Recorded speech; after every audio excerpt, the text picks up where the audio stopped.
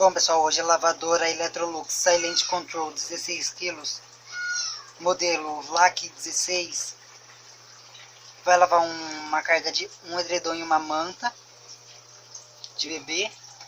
Ela está aqui no nível edredom, programa edredom. Ela inicia aqui no normal e aqui eu não acionei nada. Ela não permite o turbo lavagem.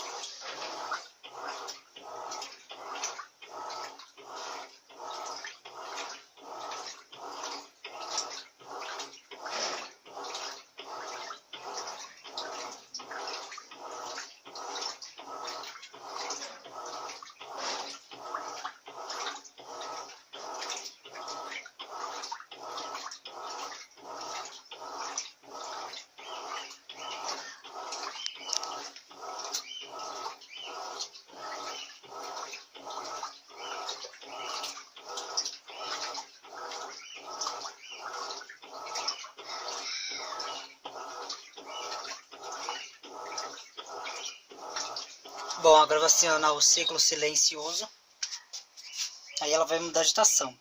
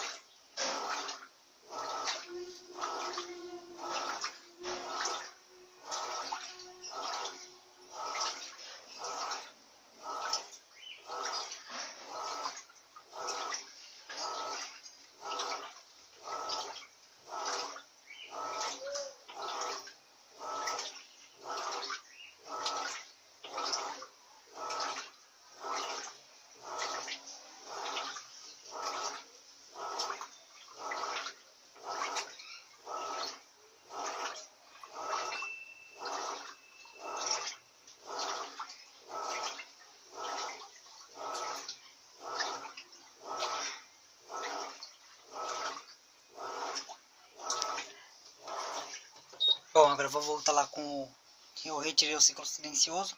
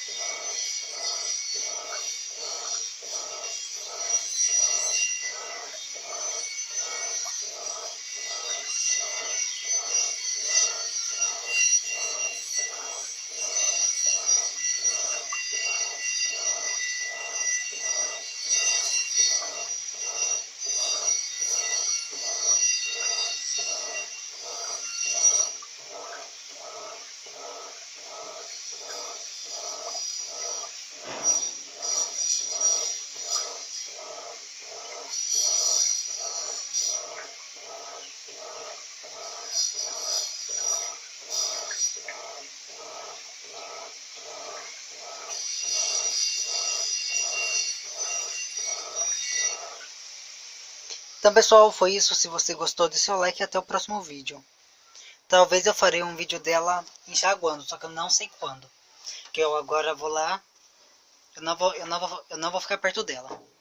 Se você gostou, deixe seu like e até o próximo vídeo.